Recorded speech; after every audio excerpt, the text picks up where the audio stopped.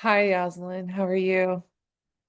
I just Hi, Rebecca. forgot I was sharing things, so I got stuck somewhere. Hi, I'm gonna let you just jump in.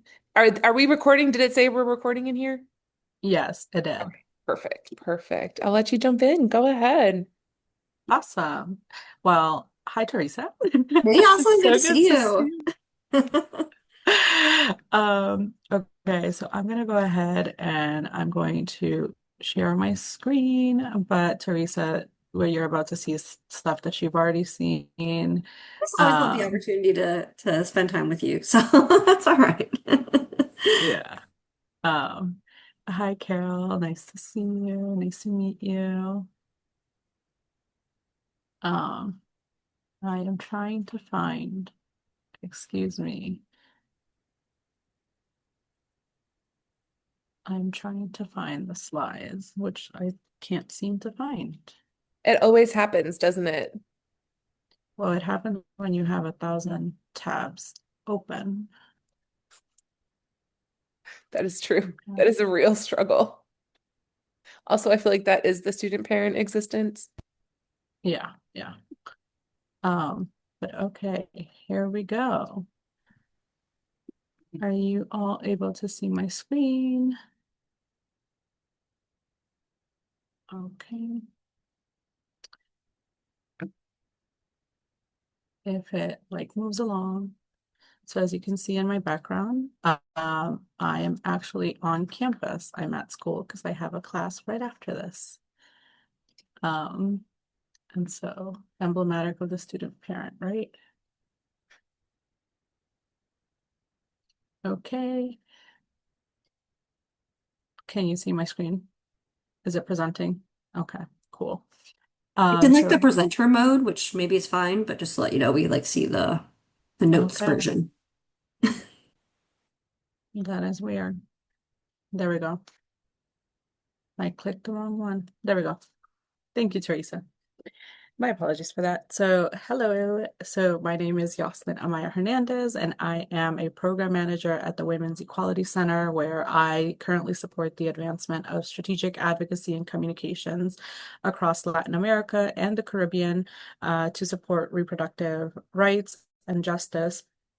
I also lead social justice programming and advocacy programming at Wishful Doing, where I advocate for inclusive, equity-driven policy, specifically in Maryland, and I help design trainings to support student parents in their journey towards advocacy. So my educational background, I went to Montgomery College. In 2016, I was there for about 3 years. I got my associates in general education, and then I transferred on to the University of Maryland, and that's where I got my bachelor's. It's really poli-sci, political science, but they call it government and politics here. And then I moved now, 3 years later, I decided to enroll back again and get my Master's of Public Policy. And so I'm currently a graduate student. The difference between 2021 and 2019 to now 2024 is that at the time I was only raising two children and now I am raising three. So it was fun. It was fun doing it with two kiddos. I thought maybe doing it with three was going to be even better. And so this is just a little bit of my journey. And so I immigrated to the United States at the age of 8. I came here with my mom and my sister. I am the oldest child. I have five siblings, and I think that probably tells you a lot about kind of the role and the dynamic that I played. I think as an oldest child, I was a caregiver even before I knew what the term student parent was, and even before I had my own children. Then I became a teen mom. I became pregnant at 16. I began my college journey when my son was 9 months old, and then graduated in 2021. And as I said, currently pursuing a master's. Um, so my college experiences, like every other student parents, I did not have like the traditional experience that most students have, and it really shaped my desire to make a change. I always told people, and I often told people that if I could have gotten my 4-year degree at my community college, I would have, because um, there was a lot more supports and a lot more flexibility and understanding at the community college than there was at the 4-year. Um, so if I could have done that, I always say that I would have loved to have gotten my 4-year degree there. And I'm not sure if you hear background noise, but awesome. Um, And so my experiences really fueled me into advocacy and that path. And so for me, advocacy really wasn't a career choice. Really, it became more of a survival strategy. And it became a survival strategy from the time that I was a young girl, where I had to advocate for my mother and I had to advocate for us. And I constantly had to advocate in different spaces, because I recognized that if I didn't speak up for myself, for my mother, for my family, there wasn't anybody else that would. And I knew that in that moment, speaking up for myself was not only speaking up for myself, but it was speaking up for others who are like me, whether they were an immigrant, whether they were a parent, they were, every different hat that I wear. I just knew that in some shape, way, or form, I was speaking up for them too. And so, while for many, advocacy is something that they absolutely are like, yeah, this is what I'm going to do because I really, really love it. For us, it really just became more of a survival strategy to really get to the economic mobility that we really wanted. And so with that, one of the things that I found myself doing was that, one, I didn't know that I was advocating at the time. And so for me, it's like now that I recognize what advocacy really is and what it looks like, I like to make it my life mission, to really support and equip other student parents, and why we need to support student parents to find their own voice. Um, One of the biggest things that I like to say is that student parents are already leaders because they are parents. They are their first child's example of leadership.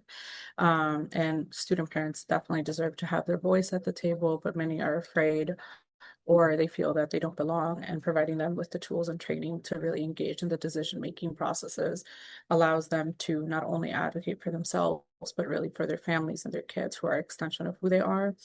And really, student parents deserve to be at the table because many of the decisions that are made without their input, and it affects their lives in much more crucial ways than we like to think that they do. And it affects their well-being in many different ways that I think people don't recognize that they would. Um, and so this is just a little bit about my role in supporting student parents, like I said, in to find their voice. And so in my previous role at Generation Hope, I launched what is known as the Student Parent Advocacy Alliance. And it was a year-long opportunity where student parents received training on different advocacy topics and had opportunities to really engage in advocacy directly, both at the federal and state level, wherever they were from. And they were able to just engage with key decision makers and stakeholders and make their voices be heard and really learn about the different processes of advocacy. Because I think that when we think of advocacy, we just think of, okay, I have to go knock on a legislator's door and talk to a legislator, but advocacy is so much more than just speaking to a legislator. And so teaching them what advocacy truly looks like was really meaningful. Um, uh, During then, I also designed the trainings that they were receiving. I designed the trainings for them um, on advocacy, and then provided them with different tools and resources that they could use to engage in the legislative processes in their own state, taught them what that looked like. Um, my role now also is about continuing to advocate for family-friendly policies, and connecting with student parents, because even though I am a student parent myself, like uh, my experience is not the same for every student parent. Every student parent has a different one. And again, I wholeheartedly believe that every student parent deserves to have a chance to share their voice and share their experience, and they should. And so I continue to design tools and resources so that they can engage in advocacy regardless of their experience. And then I talk about the importance of data collection because student parents are often invisible in higher education. We know that their needs really go unmet, and if their needs go unmet, then their children's need go unmet. And Teresa, you know this, data drives funding. It, creates policy changes. It creates campus support. So if they aren't being counted, they really aren't being prioritized. And collection really ensures equity. So it can highlight the disparities in like retention, completion, and basic needs compared to non-parenting peers. But even then, we know that, retention and completion is a big issue, regardless of whether you're a parenting student or not. And the basic needs are also a big issue, regardless of whether you're a parenting student or not. But it's a lot different when you have children, because if your basic needs are not met, then their basic needs are also most likely not being met. Um, and so the benefits of like data collection are targeted resources, policy change, accountability, and visibility. It allows us to, student parents like feel like they can belong on campus and they deserve the recognition as part of the student body, especially with 20% of student parents, with 20% of students being student parents, I'm sorry.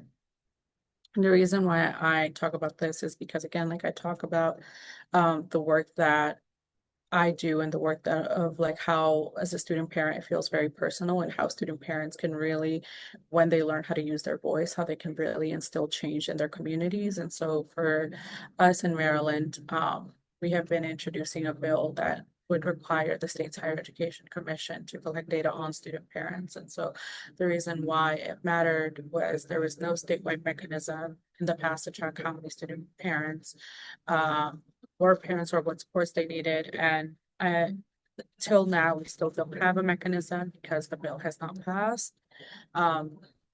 And in 2025, Maryland did pass the Pregnant Parenting Support Act that required 12 of our four-year institutions to provide resources, which I put that it was showing momentum for student parent legislation, but it's very, very like, I would say that it helped bring the issue to the forefront here in Maryland, but I wouldn't say that the legislation is like 100% there, and there's definitely a lot more that we can do for that work.